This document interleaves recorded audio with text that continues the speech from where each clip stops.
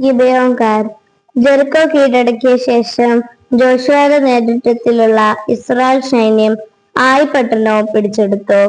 ജോർദാന് മറുകരയിൽ താമസിച്ചിരുന്ന രാജാക്കന്മാരും ജനങ്ങളും ഇസ്രായേലിനെതിരെ യുദ്ധം ചെയ്യാൻ സംഘടിച്ചു. എന്നാൽ ഗിബെയോൻകാർ തന്ത്രപൂർവ്വം പ്രവർത്തിച്ചു. അവർ ജോഷുവയുടെ പാളയത്തിൽ ചെന്ന് അദ്ദേഹത്തെ കണ്ട് തങ്ങൾ ദൂരദേശത്തു നിന്ന് വരികയാണെന്നും തങ്ങളുമായി ഉടമ്പടി ചെയ്യണമെന്നും കള്ളം പറഞ്ഞു. ദൂരദേശത്തു നിന്ന് വന്നതിന് തെളിവായി കാണിക്കാൻ അവർ പഴകിയ ചാക്കുകളിൽ ഭക്ഷണ സാധനങ്ങള്, കീറിത്തുന്നിയ തോൽക്കുടങ്ങളിൽ വീഞ്ഞും കരുതിയിരുന്നു. ഈ വ്യാജ തെളിവുകൾ വിശ്വസിച്ച് ജോഷുവ അവരുടെ ജീവൻ രക്ഷിക്കാമെന്ന് സമാധാന ഉടമ്പടി ചെയ്തു. എന്നാൽ അധികം കഴിയാതെ കള്ളി വെളിച്ചത്തായി.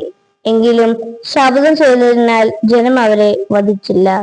ജോഷുവ അവരോട് പറഞ്ഞു, ഞങ്ങളെ വഞ്ചിച്ചതിനാൽ നിങ്ങൾ എന്നും ദൈവത്തിന്റെ ഭവനത്തിൽ വെള്ളം കോരുകയും വിറക് വെട്ടുകയും ചെയ്യുന്ന അടിമകളായിരിക്കും. ഗിബെയോനെ രക്ഷിക്കുന്നു.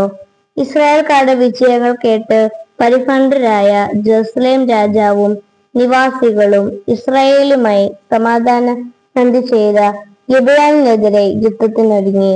ജെറുസലേം രാജാവ് മറ്റയൽ രാജാക്കന്മാരുടെ സഹായം തേടി. 5 അമോര്യ രാജാക്കന്മാർ ഗിബെയോനെതിരെ യുദ്ധത്തിന് കോപ്പുകൂടി. ഗിബെയോനിലെ ജനങ്ങൾ ജോഷുവയുടെ സഹായം അഭ്യർത്ഥിച്ചു. ജോഷുവ ഉടൻ തന്നെ സൈന്യസമേതം പുറപ്പെട്ട് ശത്രുക്കൾക്കെതിരെ മിന്നലാക്രമണം നടത്തി. ഇസ്രായേലിനു മുന്നിൽ അമോര്യർ ഭയവിഹ്വലരായി പിന്തിരിഞ്ഞോടി. അന്ന് തന്നെ ജോഷുവ മക്കേദ പിടിച്ചടക്കി.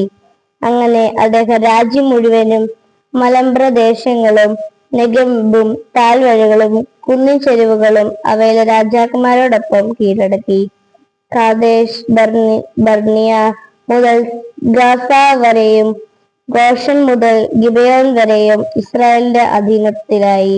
ഇസ്രായേലിന്റെ ദൈവമായ കർത്താവായിരുന്നു അവർക്ക് വേണ്ടി യുദ്ധം ചെയ്തിരുന്നത്. ദേശവിഭജനം. ഇസ്രായേൽ കീഴടക്കിയ സ്ഥലങ്ങൾ ജോഷുവ കർത്താവിന്റെ കൽപ്പനയനുസരിച്ച് 12 ഗോത്രങ്ങൾക്കായി ഭാഗിച്ചു കൊടുത്തു.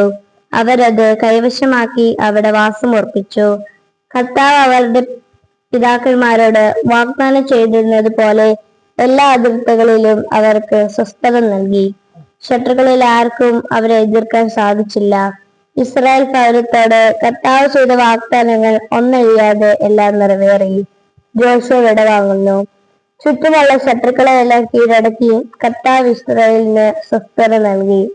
ഏറെക്കാലം കഴിഞ്ഞ് ജോഷുവ വൃദ്ധനായി. മോശെയുടെ നിയമഗ്രന്ഥത്തിൽ എഴുതിയിരിക്കുന്നതെല്ലാം വിശ്വാസത്തോടെ അനുസ്മരിക്കണമെന്ന് ജോഷുവ ജനത്തെ ഉദ്ബോധിപ്പിച്ചു. അതിൽ നിന്ന് ഇടം വലം വ്യതിചലിക്കാൻ പാടില്ലെന്ന് അനുസ്മരിപ്പിച്ചു. തന്റെ ദൗത്യം പൂർത്തിയാക്കി ജോഷുവ വിട പറഞ്ഞു. മരിക്കുമ്പോൾ അദ്ദേഹത്തിന് 110 വയസ്സ് പ്രായമുണ്ടായിരുന്നു.